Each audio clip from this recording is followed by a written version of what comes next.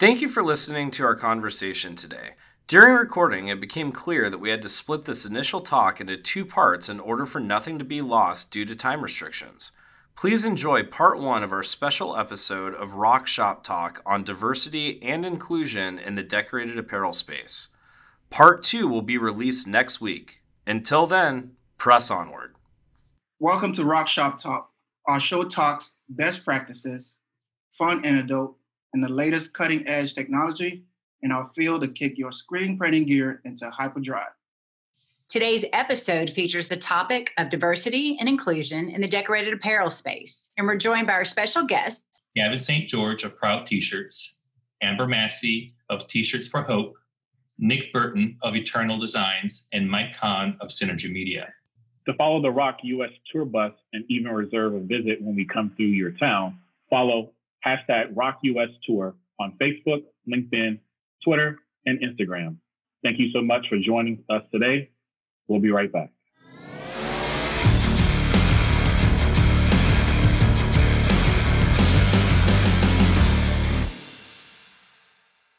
So I want to welcome everyone to ROQ Shop Talk. My name is Ross Hunter, alongside of my creative director, Merrill Caps. Hello. Our show talks about best practices, fun anecdotes, and the latest cutting edge technology in our field to kick your screen printing gears into hyperdrive. Today's episode features the topic of diversity in the decorated apparel space. We're joined by a special guest, Gavin StGeorges of Proud T-Shirts, Amber Massey with T-Shirts for Hope, Nick Burton with Eternal Designs, and Mike Kahn of Synergy Media, along with internal guest here, Mr. Brian Richards, who is our channel sales manager at ROQ US. Before we kind of kick this off, just want to go into a quick update. We kind of do this every week, but our tour bus is almost ready to hit the road. I've said that now 3 different weeks in a row. One day we'll get it. We'll get it right. One day we'll get it. But to be fair, we're updating as we get the updates. So, true. Yeah. They're almost done with the interior, which is exciting. Tires are going on it. Then we'll go get a nice wrap. And then we're hoping to hit the road actually at the beginning of August, making our way down to Northern California, down into Southern California, and then across to Arizona kind of for the first tour. And then we will be going late August from Arizona through Oklahoma and then down through the panhandle of Texas into Fort Worth to attend ISS Fort Worth.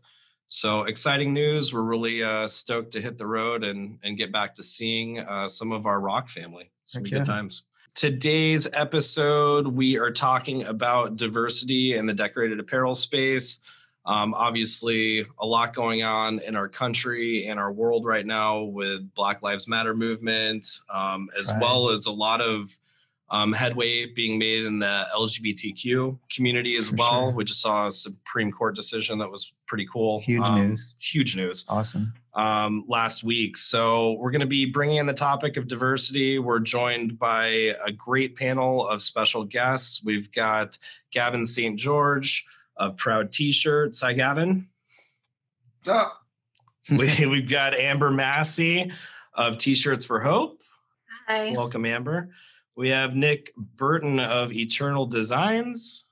Hey, Nick. How you guys doing? Good, man. And we have Mr. Mike Kahn of Synergy Media. How's it going, Mike? How's it going, everybody? Great here. Fantastic. We're also joined by Brian Richards. He is an internal team member here at ROQ US. It deals with our channel management. What's up, Mr. Brian? What's happening? And, of course, our creative producer, Mr. Merrill Caps. Thank you for having me. It's an honor. Thanks, Merrill. And thanks for setting up this great studio. We just put this together today, actually. So excited to be using new technology for the first time. Maiden voyage. Absolutely. So we want to kind of kick things off, go around the table here, have each one of our panelists introduce themselves, their shop, give a good plug for yourself, throw out your IG, your Facebook for the people that are listening. And I just kind of want to understand what got you into this industry, to kind of kick this off, and then we'll get into some questions and go from there. Let's get started with Gavin. What's up, everybody? So Gavin. So Proud T-Shirts is the name of our company. So we're in Miami, Florida. I think we've been doing this going to 4 years now, right? So it started as a crazy idea for my wife. She wanted to she wanted to play around doing some onesies and stuff for our kids. I was working and I didn't want to do it really, but she said, "You are gonna do it." So I did it. After I was helping her out, then I saw that this was an opportunity to start a business. So we've been going at it for 4 years. It's been crazy. Actually, we kind of linked up with Ryanette early on in our journey, and it's been kind of crazy ever since. Awesome, man. Nice. Very cool. Amber. I'm Amber Massey. I'm from Fortson, Georgia. The name of the business is T-Shirts for Hope. And I got started, I was a school teacher, knew I wanted to help people. And the money was not great. And I was stuck in four walls and I just don't sit well. So I ventured out to pharmaceutical sales and then decided I was going to do mission work full time. And then I had to find out how to make some money to do mission work. So ended up at a showcase to buy a manual and left with the automatic. And it allows me to, business-wise, I raise at-risk kids. So we take kids from the projects or who are homeless, who don't want to be part of the state. And I had to find a way to get them through high school and college. And there and behold, we have T-Shirts for Hope. Wow, that's powerful. Phenomenal. That's great. Wow. Mr. Nick. Nick Burton with Eternal Designs. You can find us on IG at eternaldesigns.co. I got into this, I kind of started this, I learned how to screen print in high school, never really went into it, but I kind of got back into this because I hated my job. I'm an artist. I got to be doing stuff, moving around, something to that effect. And I got to a point where I was really burnt out. So I was like, hey, let's try to screen printing thing back out again and see what happens. So I've been going at it here for 6 years, this being the 6th year. Slow grinding to get to a certain point. It's been a fun ride, and I wouldn't change it for sure. But I love it, and art is my passion, so that's why I'm here. It's awesome. It's wonderful. Very cool. Mike. So I'm Mike Kahn with Synergy Media. We're actually a almost 20-year-old design merch and marketing company out of Columbus, Ohio. My goal was always not to deal with customers. So early on, we started, doing our in-house brands. And, one of those things was Fuck Hate. It's an activist T-shirt company that deals with LGBT rights, anti-racism, and women's rights. And, we kind of drive people, to our website through viral videos. Our content has been seen over 200,000 or 200 million times across numerous platforms. We've always done apparel, but we didn't do it in-house. And about 6-7 years ago, I just got tired of our contract people making mistakes and me having to deal with their lead time. So, at one of the shows, I met Ryan and got our first ROQ, and now we have 2 ROQs. And again, we could, obviously we do a ton of contract work for retail brands, but definitely it started because we just wanted to control the process. Awesome. Well, thank you all for introducing yourselves. A lot of powerful reasons why you got into this industry, and obviously a lot of people already doing work for exactly, what we're talking about today, which again is diversity.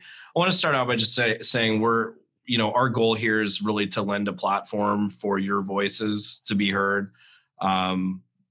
We, want to be clear that you guys call the shots in this conversation. If there's a topic that you want to speak more or less on, for us, it's a learning process. And this is, a great place for us to understand, for our business and for the industry, what we can do, what we can be a part of with the reach that we have, to really combine with the reach that our customers have to really start to, hopefully implement some change. I don't none of us claim to have any of the answers for sure. But our hope is by having, this conversation and hopefully more conversations that we can start to elevate awareness into the topic of diversity, and really start with our industry and learn how to fix this as a group. So, So I kind of want to start with a quote. Analyst and researcher John Burton famously said, "Companies that embrace diversity and inclusion in all aspects of their business drastically outperform their peers." So what is the biggest thing you want the Black Lives Matters allies to know from your perspective with race relations within our industry? It's a big question. Nick, you actually wrote quite a bit about this. It's going to go out in the blog, but like from your perspective, what needs to change within our industry to create awareness? I mean, this is obviously a step, having this podcast, which is fantastic, but there's a much bigger rooted issue, across our country, but then specifically within our industry. You kind of pointed out some things that, we could definitely start with, and wanted to kind of get your perspective on that and then have everyone else chime in. I wish I would have read so I'll touch on some points here for sure in it. One thing I'll say is that you guys should realize that in this industry, as the I almost say gatekeepers of it, because you're not really necessarily a gatekeeper, but you do hold a lot of power. Understand that because you hold that power, you can choose how to wield it. You can choose exactly where you want to put that energy and put that focus, and to be able to expand on, what's going on, how people are being perceived in the industry, where you actually want to shed a little bit more light. I think people who are, me being, African American in this industry, I'm not necessarily really looking for the world. If anything, a small piece of something it will really help. And typically when I'm saying that piece, I'm saying, hey, if you know that this could benefit me, maybe just invite me to the party and allow me to kind of fend for myself. But don't say, well, I don't know if he'll cut it here. I probably won't reach out. Maybe just give me the shot to just be in the room. Allow me to do the work on my own, to actually network and talk to people. So I would say that it really starts just from saying, you know what, we're going to open up the gate a little bit. Move around. I would call it kind of peeking behind the curtain in a way, but just move around and interact with people. That would go a long way just to see more faces. I know, for example, if I step into a room and I don't see anybody else of color, I'm thinking to myself, okay, it's going to be a long night. It's going to be a long night. I remember the first time I met Gavin, it was just me and him in the room. And I was like, okay, let's do it. Let's mingle. Let's rub elbows. Let's make everybody feel like, we're warm, welcoming people. But more faces in the room, for me personally, just kind of brings down that heightened level of kind of sensitivity. And I say sensitivity from a standpoint of, I feel like I'm a little bit more on edge sometimes, and I'm trying my best to just make sure I don't say anything or do anything to get kicked out the door. It just allows me to just be a little calmer, go into conversations a little bit easier. I still mind my words, I would say, but it just allows you just to be a little bit more free flowing, like you are with your friends in a sense, versus feeling like you kind of have to have that job interview kind of style and very robotic, and you're just able to relax a little bit. So open the door, let more people in, I would say, is probably the best way to kind of start bridging that gap. Just open the door and say, hey, come on in. Awesome. Gavin, do you have anything that you wanted to add to that? Sure. So, well, I'm from Haiti, right? So originally I was born there. I came here to the U.S. as just before my teenage years, right? So that I look at the world like through the Haitian lands. And if you guys know the Haiti story, Haiti has this powerful history of like abolishing slavery, that stand up to like oppression and just reject that whole idea of hatred, right? And for that, and because of that, Haiti has a lot of enemies. And because Haiti don't really play with that, right? So I'll say that to begin that. And so I know Brian, right? And I know you as well. You guys, I think you guys think I'm okay, right? Cool people, Yeah. right? I Right. think you're amazing. Good in my book. Yeah, no kidding. Good answer. So, and I'm a black dude, right? I think most people are just cool if you let them be cool, right? Or if you kind of just like, I don't think most people are out to hurt people and violence. So it's like a lot of like rhetoric out that perceive black folks as being like, this different type of creature, you know what I mean? Almost like inhumane in some ways. Like, so my only thing would be like, all right, start with you personally, just if you want to, nobody could force you. Just think, these are just people too. I think if that would be the first step. And then of course, like institution wise, like in a business, if like he said, if you have the power or the market control like Ryanet and ROQ does, the actions that you guys take speaks loud, If you guys deciding that, one of the things that attracted me to this industry was watching Ryan, and he was kind of cool, kind of fun, like in the videos, right? Sharing all this information. To me, that was like, all right, this is something cool that, I could see myself doing that, right? If it's coming from a bunch of guys that I can't relate with, it's different, And sometimes I think that's done purposely where like the selection of people that's there is put there just as a barrier so other groups doesn't get in. But if you're consciously trying to make sure that it's even, like when it comes to diversity, when it comes to just women and people that's different sexual orientation, you're speaking by taking those actions. And sometimes just the talking is not, and I've had this conversation with Ryan and other folks, especially with the whole All Made situation. Yes,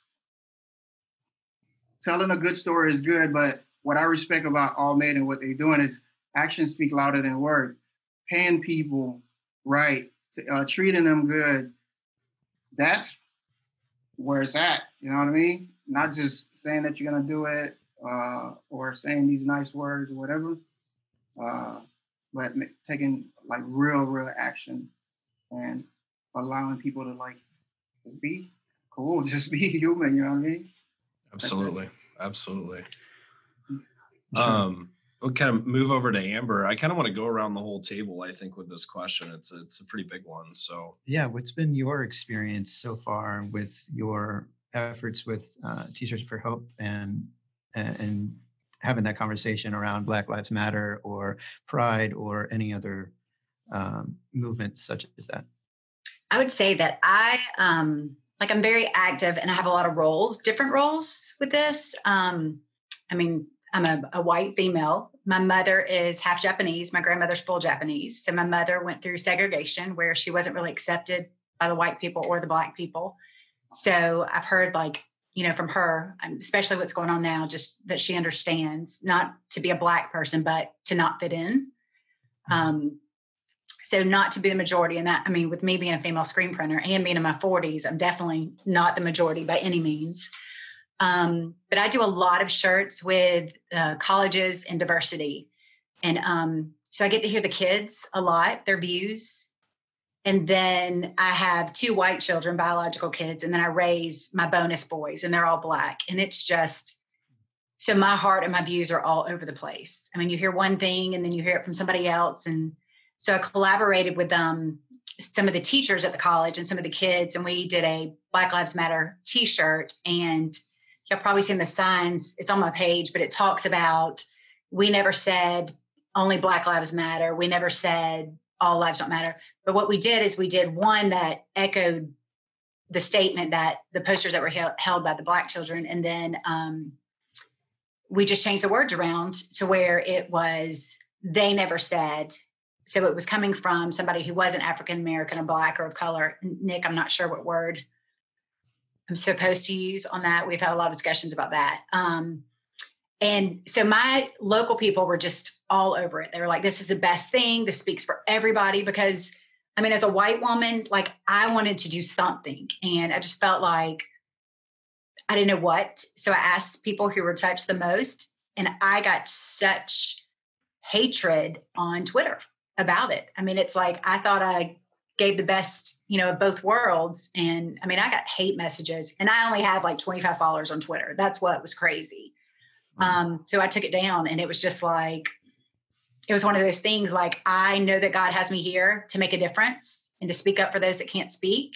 But after posting that, it was just, this is like the best thing that could happen. I mean, like, I almost didn't want to come on here because I kind of had that taste of like, is a difference going to be made in this industry with people with different opinions? Like, I've never felt so separated, and I've never really felt excluded as a female screen printer.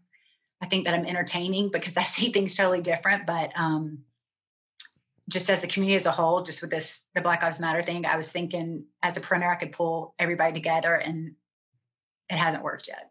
Well, I'm glad you showed up here. I mean, that we're hoping, as Nick kind of pointed to, we want to, we're the second largest distributor of automatics in this country, actually the first in the world, depending on how you look at it. And, our hope is to be that change. It's horrible that, that happened and you felt like you needed to take something down that was, something that you were trying to make change and be a part of a solution. And, I can kind of speak to myself in that same lens. I own my business in Los Angeles and lived there for 15 years.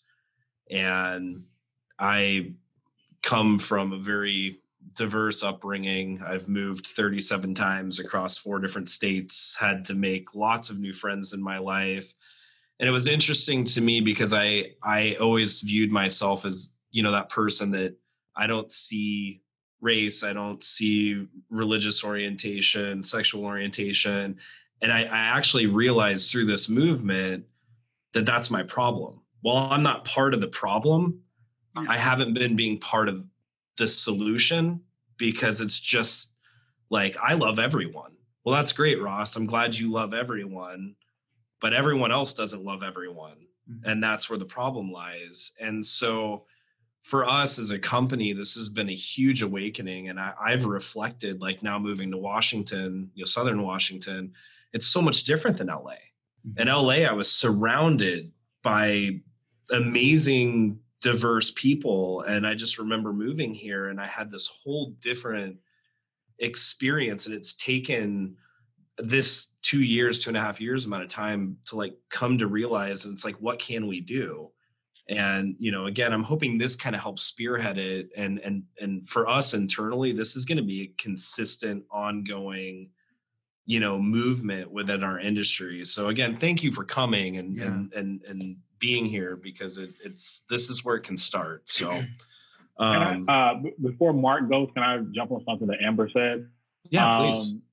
So one thing that I think sometimes gets lost in the whole, I guess, movement and makeup of everything is intent. Why are you doing it?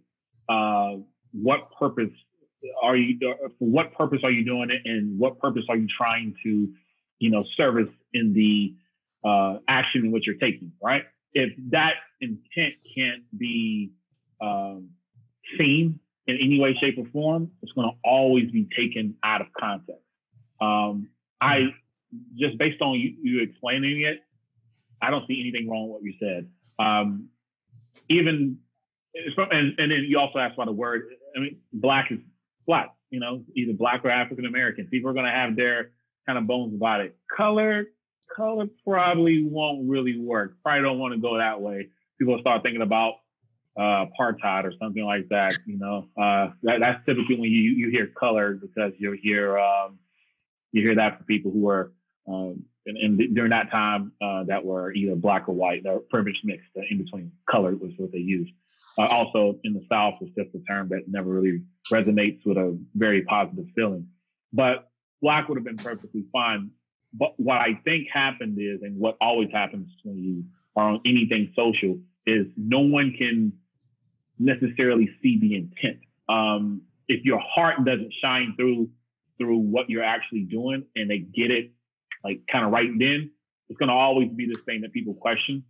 Also, I'll say this too, for anybody white, realize that your intent and your actions can be very positive, but unfortunately, you're really at this point facing an uphill battle because it has gone on too long. Right.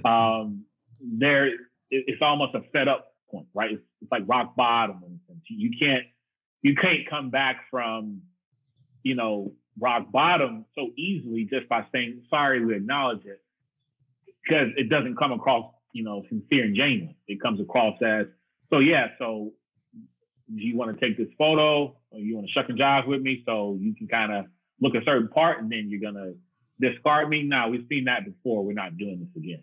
So that's the whole sentiment, I guess, around the nation. And I would say from an industry standpoint, I'm very leery of people who don't seem to have a genuine way of moving, or they just seem like they're just out for the photo op. Kind of like Gavin said, I mean, you want to be able to look at someone's action, look at how they move, how they conduct themselves, and say, oh, you know what? Yeah, I see it. He's a cool guy. Like, he means what he says. Like Brian, that's my man. You know what I'm saying? Brian means what he says. He says what he means. He's genuinely who he is. I can see it in his actions. And it's easily relatable because I'm the same way. So I think intent really is what we're talking about here. Don't try to be overly genuine. Just be who you are. And if they don't get it, if these 5 people don't get it, maybe the next 5 will. If those 10 people don't get it, maybe the next 5 will. If those 15 don't get it, just keep going. Just be resilient and driven to prove your point and stand for what you believe. That's awesome.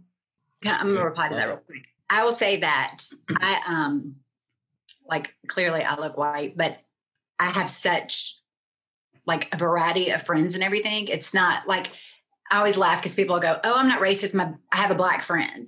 I mean, it's so much more than that. I mean, I raise black children from the hood. I get no money for it at all. I mean, it is totally because of my heart that I do it. I get judged on that too. People are like, oh, you're like Sandra Bullock. I'm like, no, I'm not. I print t-shirts for a living. I'm broke. But the people locally that I collaborated to do the shirts, they know me in the community that I'm helping everybody. It doesn't matter your color, anything else. So I didn't get lashback here. It's on social media where people don't know me. Mm-hmm. And I would say I'm really tender right now, where a lot of people are on edge. But I feel I'm a heavy feeler, and I feel sorry, not so much sorry, but I feel everybody's emotions. So I think on Twitter, just people not knowing me and judging me and just making very cruel comments, it was tough. Maybe I'm not made for social media, but I need some sales. So I'm gonna have to figure something out. Yeah. Nick, we should collab on a shirt, and then you just take the comments. But we did do one that said white silence is violence. And then I got pushed back on that too. And I'm like, I'm just going to start wearing my own shirts, and people can either ask me about them or not. But so I guess I want to know a good way to make a statement and make a difference. And I'm donating shirts. That was the whole thing. So it allowed people to, I was paying shipping and everything on them, and I still got a lot of negative feedback. So it wasn't like it was a moneymaker. So I guess I'm just confused, but I do want to make a difference. Hopefully, when we get deeper into this too, maybe once we kind of tie this whole conversation together, some of that will come out like organically as well, because I think those are some of the topics that we want to talk about here. I do want to go to Mike and get his take on this conversation as well. Mike, I'm sorry. I said Mark earlier. I apologize. Mike, No, I'm Marcus and I go by Mike, so it confuses people all the time. It's okay. And again, if you don't mind, can you just like summarize the question again? Because I think we've shifted through the conversation a little bit, so you can just if you can ask it again. Yeah. So it was just, what's the biggest thing that you want the Black Lives Matter movement allies to kind of know from your perspective with race relations in our industry? And I mean, we can expand on that to any demographic, necessarily, but just, what do you think we need to work on changing, starting here within the space that we all work in, that can have a greater impact, hopefully through obviously our community, but then, further beyond. No, absolutely. And kind of like going a little bit on to, like what Amber was talking about, being somebody that's owned an activist brand for, 10 plus years, I'll tell you that, if you're going to get into activism, you better have really thick skin, because most of people are not going to like, for everyone that's going to love what you're doing, there's going to be somebody else that is going to hate it. You know what I mean? And like we always said, when we started Fuck Hate, is that, the term that they say, any attention is good attention because you're getting attention. Well, one of the ways that we did it 10 years ago was, using child actors, to talk about marriage equality, and we might have used some, swear words, and unfortunately, people focus on a child saying the word fuck, instead of the fact that there are millions of people in the United States and around the world that, due to, their sexual orientation, are not able, to marry their partner.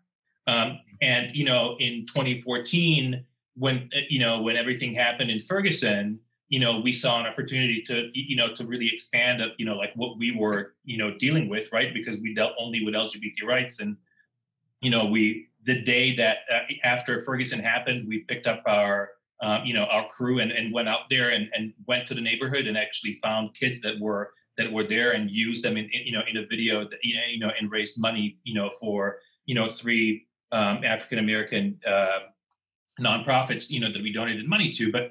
And then after that, you have Trump grabbing him by the pussy and women, and I'm like, okay, so like, let's talk about,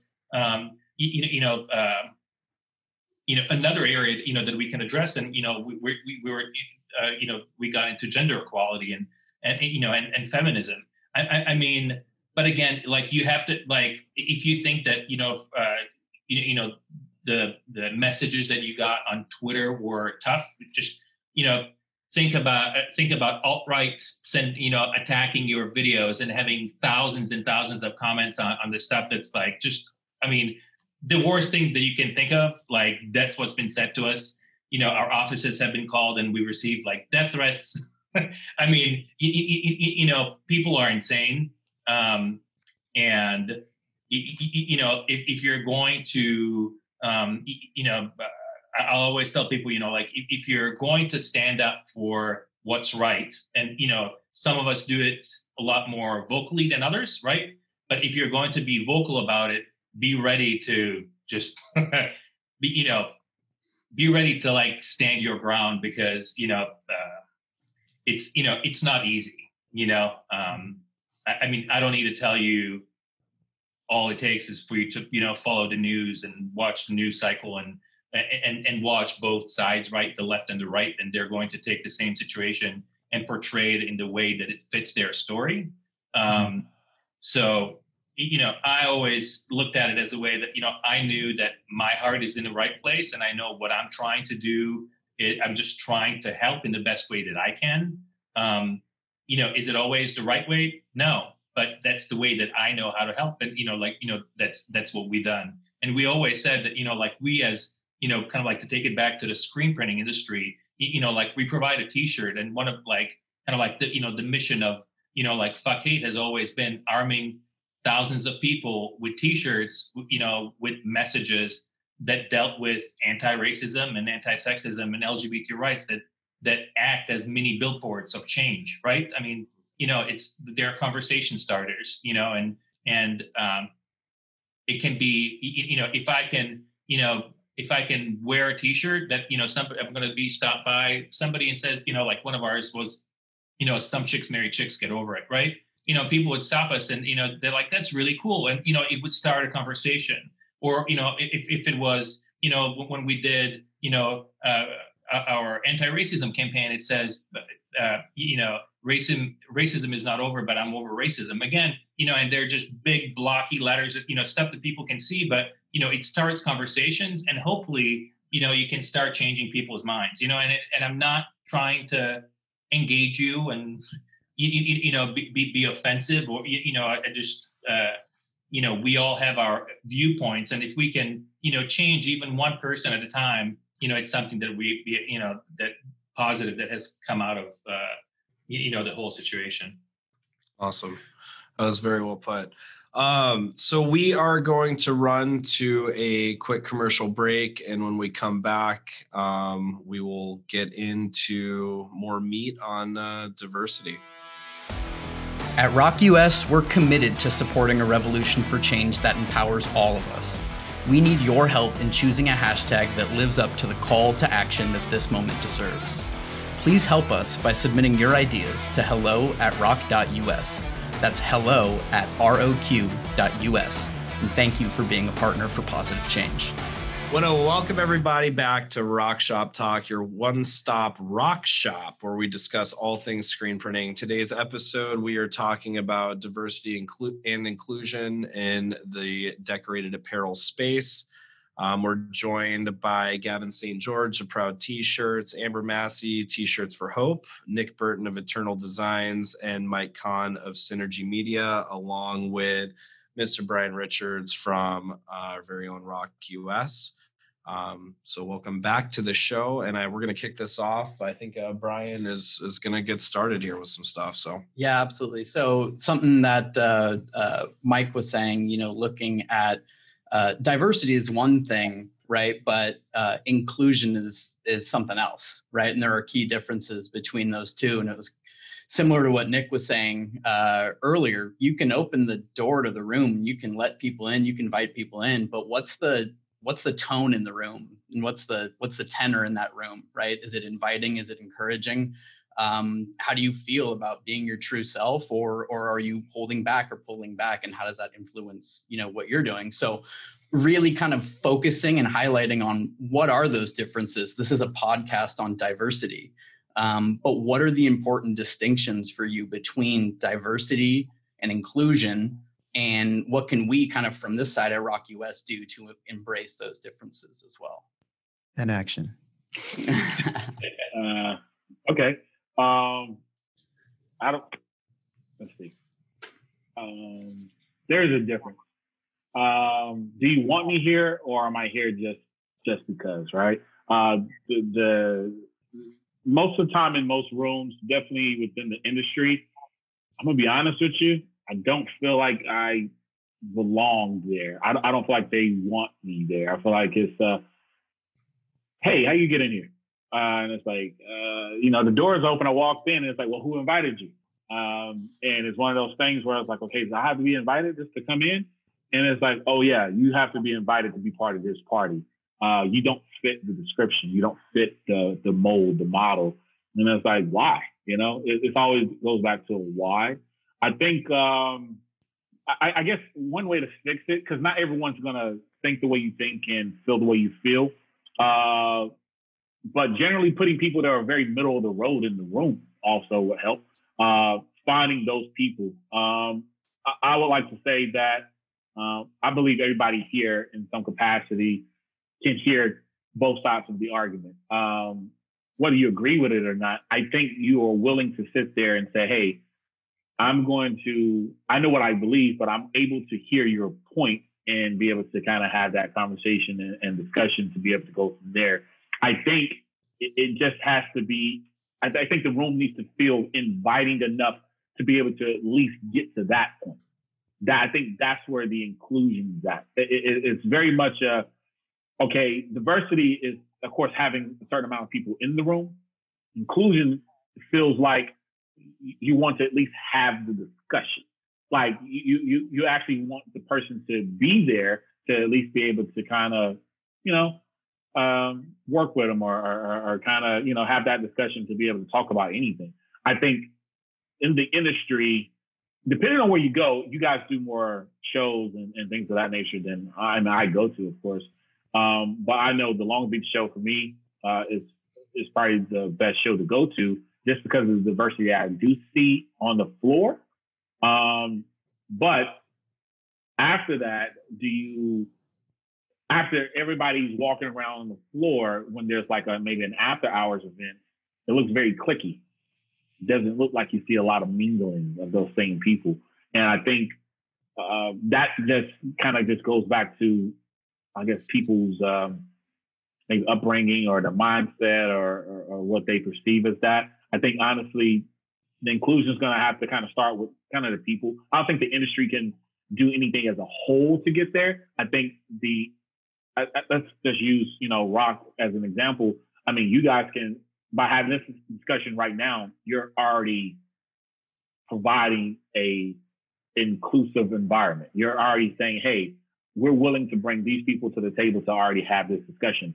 And the only way you really can truly start to kind of get that to sift out into the industry is just by having more of them.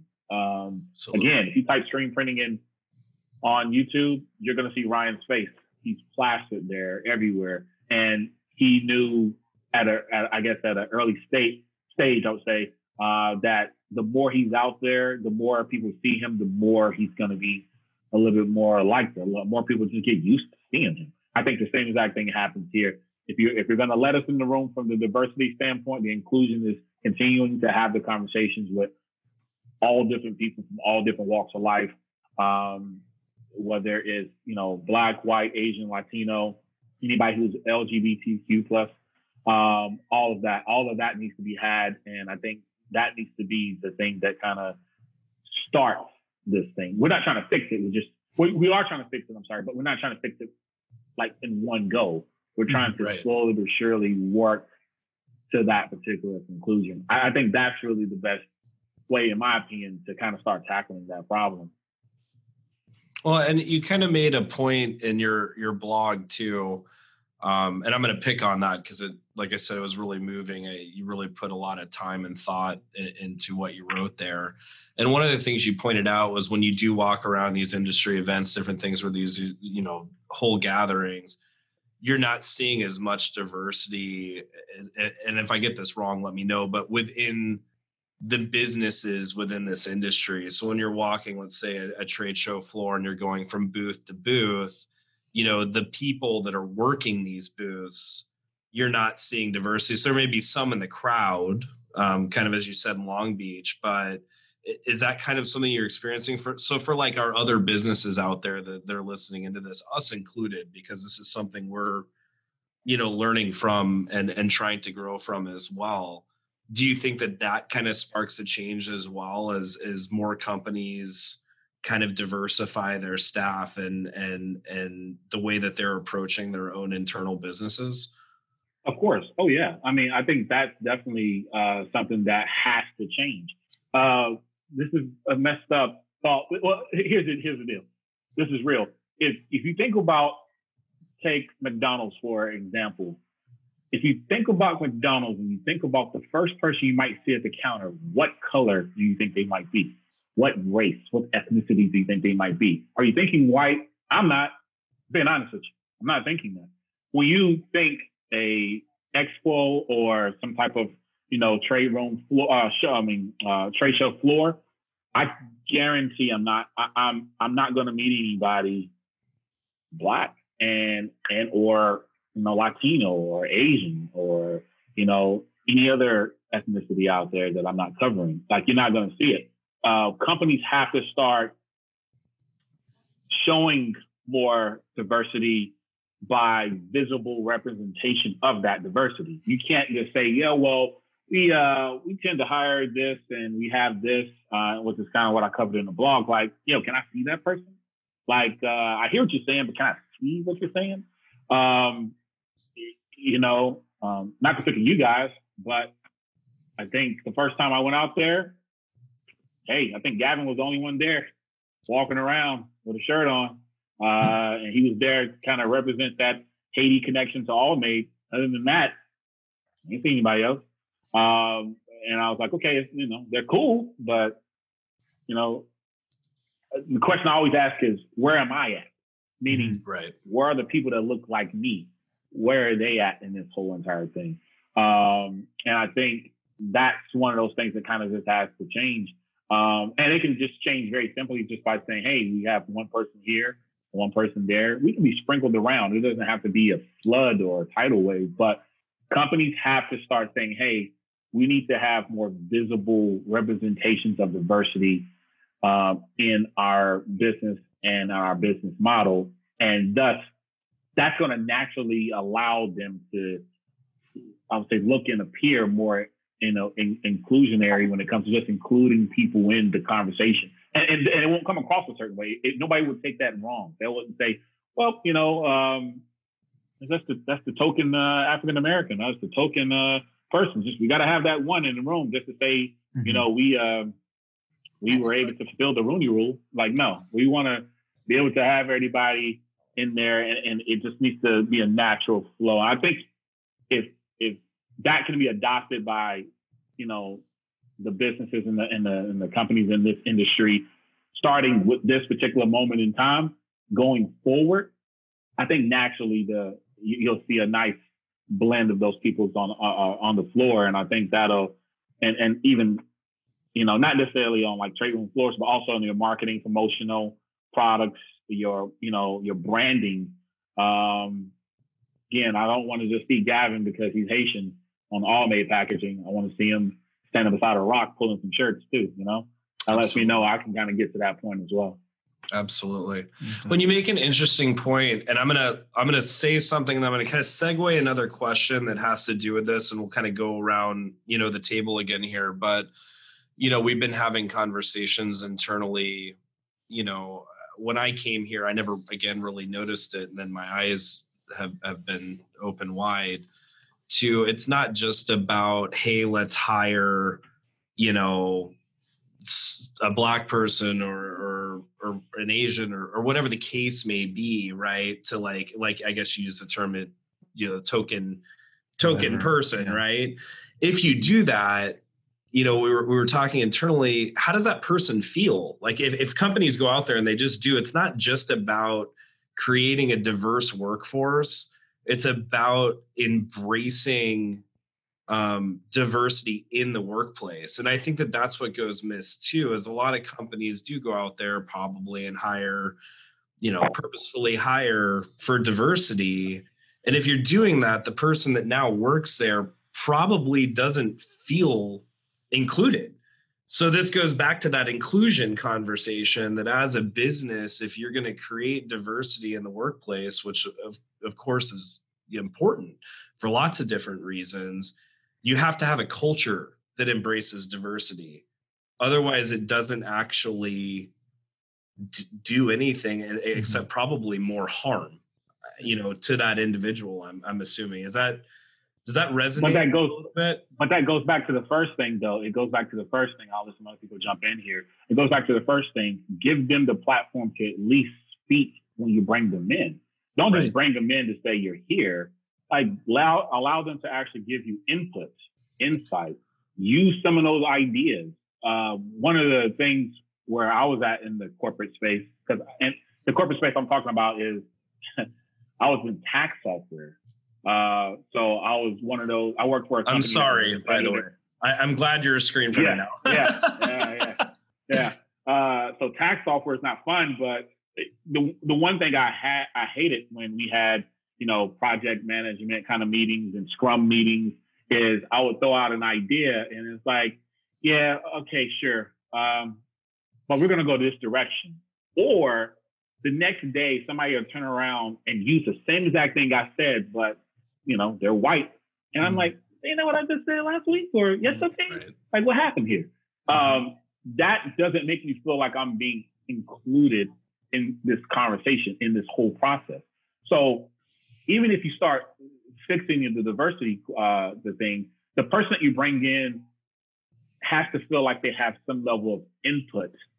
They actually take what I'm saying and they're saying, we're considerate, and they actually consider it. And not all the time, but maybe 1 or 2 times they actually use it. That makes me feel good to do what I'm doing. I think that's really the key.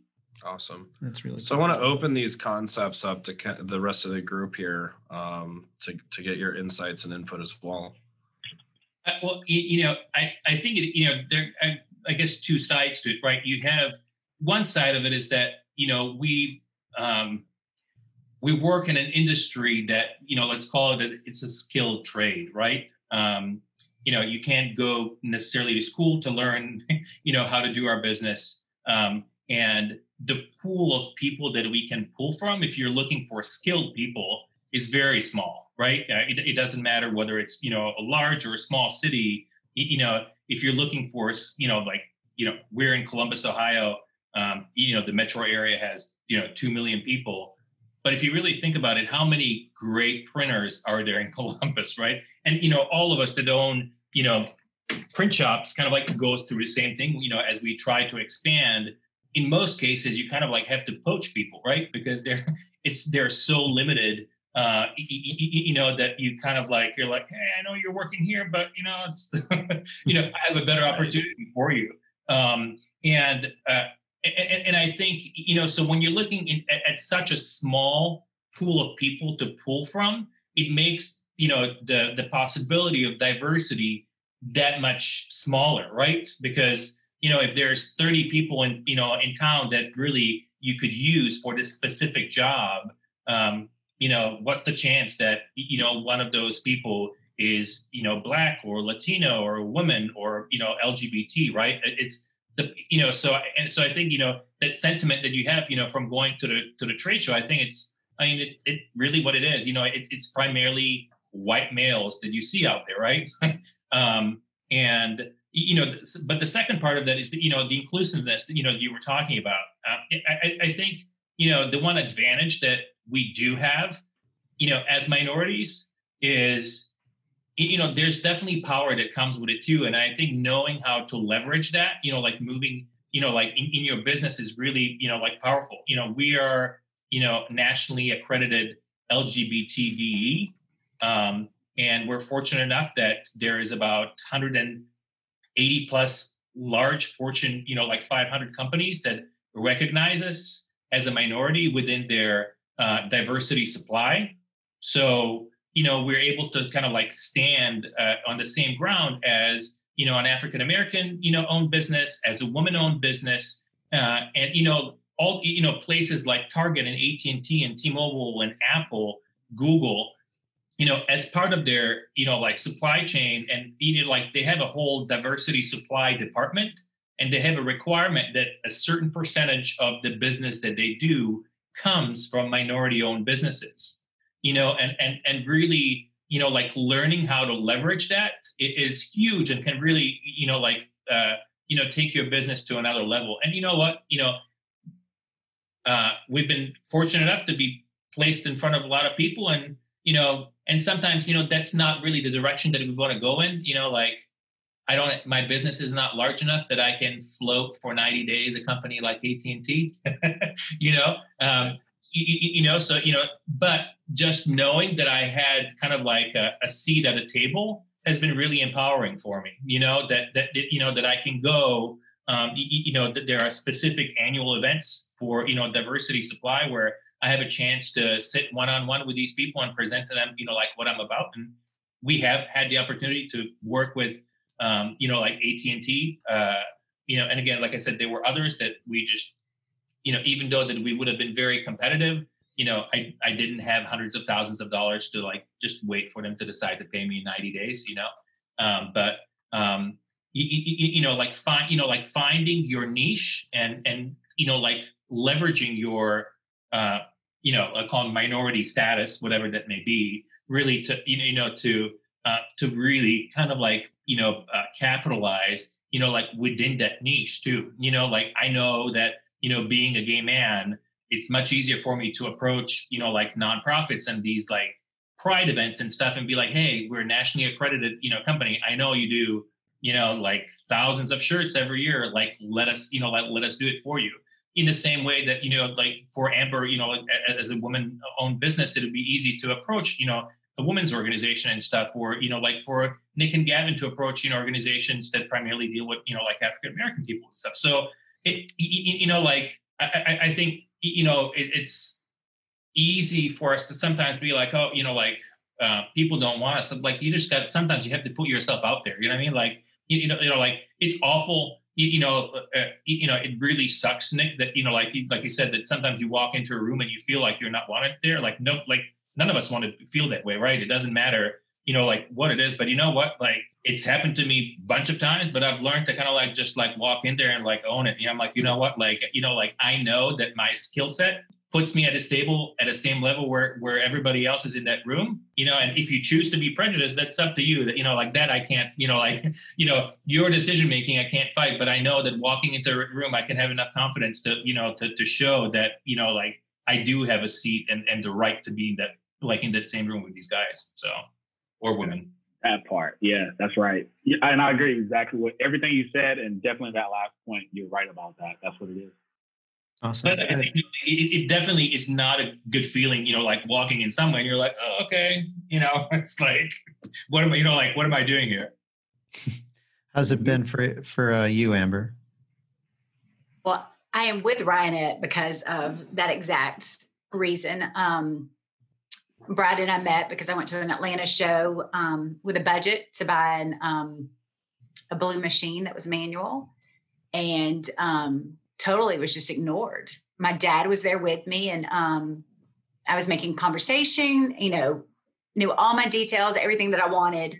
And they just kept looking past me, just kept talking to my dad. And my dad's like, it's her purchase. And I don't know if they thought that I was like, my dad was my sugar daddy or whatever. But it was ridiculous. And I'm just like, I was dressed cute. Brian sold me a machine, but it was just like, look at me. And, and the guys, they looked more like my dad. Like khaki pants, polo shirt. So that is what I was used to. So it was kind of like, I'm going to get the respect level here. And I've never felt so invisible ever. Mm-hmm. And so we ended up over at Ryanette, which I'm a very neutral person, like my colors and stuff. And I go over to Ryanette and everything's like fluorescent green. And I'm like, not me, not my color tones, but just there were no women over there, which really it wasn't something that I noticed. But Brian walks up and just conversation wise. And then he goes, let me introduce you to the owner or to the president. And there was Ryan. And I was like, wait, these guys are trying to include me. And I was a special ed teacher. So inclusion is huge. I know it inside and out. And y'all just, it wasn't a sales pitch. It was just like, and Brian, you probably do not remember this, but I am in great shape because of you. I was 40 at that time and was trying to buy the manual. And you were like, how many shirts you do? And I was like, probably about 500 a day. And you said, you might be able to do them now, but in a couple of years, you're not going to physically be able to do it. And I remember seriously just say that to me. And we actually walked off, y'all. I'm not kidding. We walked over to the stalls booth and then went back to an M&R. And I was just like, wait, maybe he had my best interest. Let's go back and talk to him. Anybody who knows me will tell you I'm not always the smoothest with the ladies. Oh my God. It was just like, wait, like that hurt my feelings. And then my dad goes, well, how about this automatic? And it was the huge one, like the oval one. And I'm like, wait, did you miss what my budget is? And Dad's like, what about the smaller? So next thing you know, we're getting one from Portugal that's already in the middle of being made and dropped from an 8 to a 5 color. And it was inclusion, no doubt, because I was set. I had already like filled out the paperwork for them. Like pretty much, here it is, here's my check, get me a machine. And not seeing, there was nobody that looked like me, which was totally fine because it is a male industry and I knew that.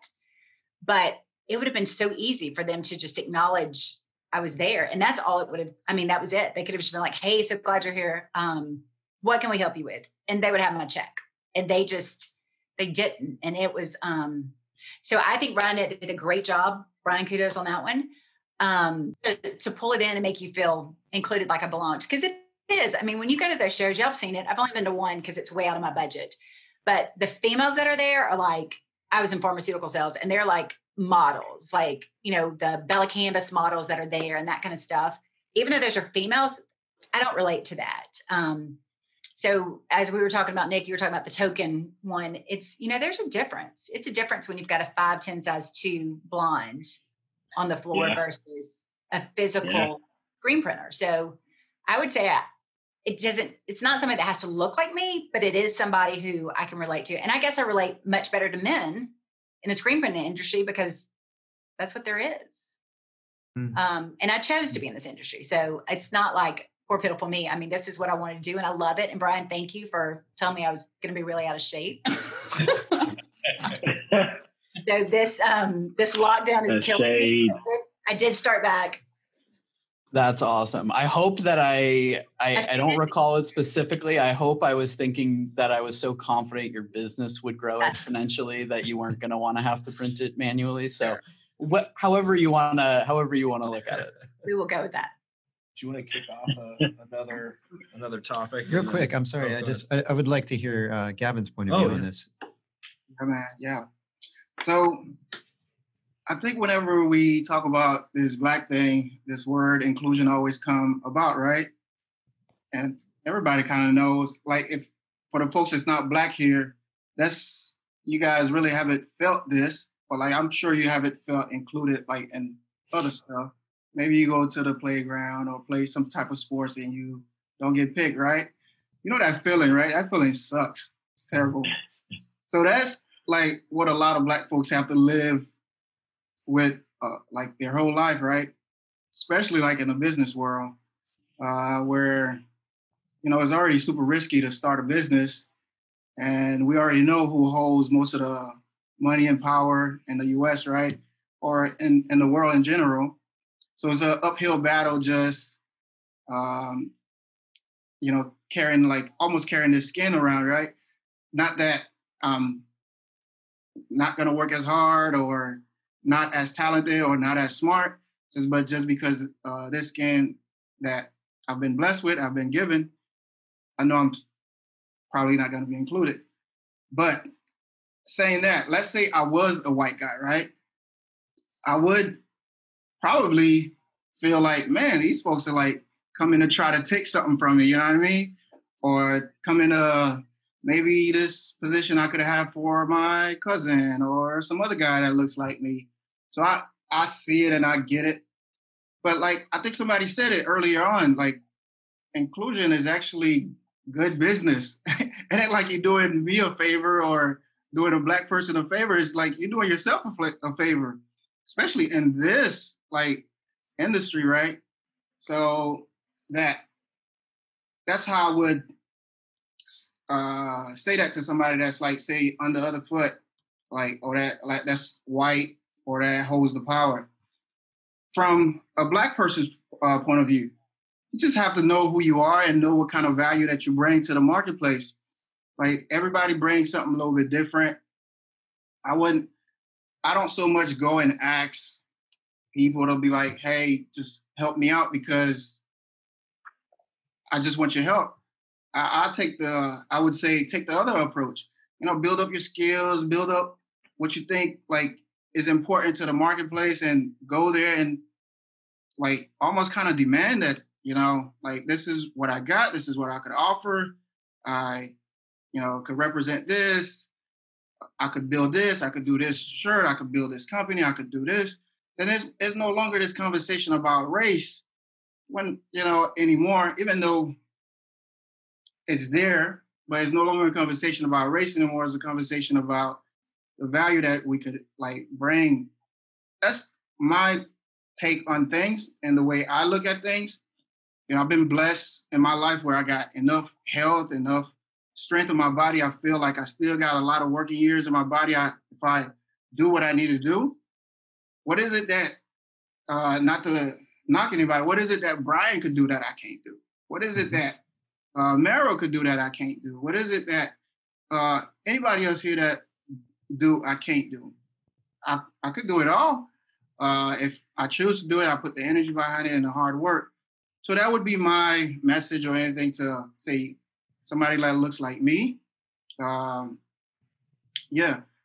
But also like white corporation, white folks, you hold the power, you hold the money, right? So like just be cool, don't be selfish. Like spread that thing around, right? Just and you spread it around, it's good for you because like if, for example, Ryan, and get into this, I think everybody kind of tell the story how they got into the industry. Like when I was doing this whole thing with my wife, like, I've always had like, I was a sales manager, general manager for different companies, right? And I had a good job before this thing. I was very reluctant to do this thing, especially like most of my job has been like office type job, but screen printing job was like, damn, I gotta get my hand dirty, play around with inks. Like I was not thinking that at all. What kind of attracted me to it was being able to see although Ryan does not look like me, but I could see his hustle. Like I love hustle. I love folks that, I could tell that they're ready to just like run through a wall, whatever. That's the kind of excitement, kind of energy that excites me. So I could see myself almost like him in some ways, and that attracted me. Somebody else may look at me while I'm doing my thing, and they may see like, all right, cool, he's a black dude. Okay, because he's a black dude or somebody I could relate to, let's say I'm representing Ryan at ROQ or whatever, that's a sale for ROQ or Ryanette, right? That's not, it's not like Ryanette or ROQ is giving me like a donation or whatever. I'm truly like making a sale or adding value. So I would say that just know your value from a black person's point of view. Of course, you got to put in the work, do your thing. And even from a black person's point of view, you're going to have to work a little bit harder just to be seen. That's just the way it is. That's just the way it is. It's not fair, but that's what it is. From the white person point of view, you do have the power when it comes to the money and like whatever. Don't be selfish. Don't be greedy. Just like share this thing. Yeah, I think a lot of it comes down to, we talked about it a little bit earlier, like the intent, right? Or how genuine are you? Is it diversity for diversity's sake, or do you actually like mean what you're saying? Do you believe it? It's like the we've all seen the commercials with the wind turbines and the flowers are blowing and solar, and then it's like brought to you by Exxon. And you're like, wait, it's like, things do not belong. Yeah, there has to be a little bit of like coming from the status quo and coming from a predominantly white male industry that we're in. Are we putting it out there? Are we saying, hey, diversity is important because diversity is cool right now? Right, not to check a box. For diversity's sake, or do we actually believe in what we're saying? Which leads me into my next question, which is, how do you measure that? Right? Mike talked a little bit about, Google, I think is making sure that they're directing a certain amount of, dollars out is going to Black-owned businesses or LGBT-owned businesses. Is that how to do it? What are ways that you guys, either in your own businesses or what you would recommend for other businesses who are really trying to embrace, diversity and inclusion? How do you measure that? So I'll take this one. So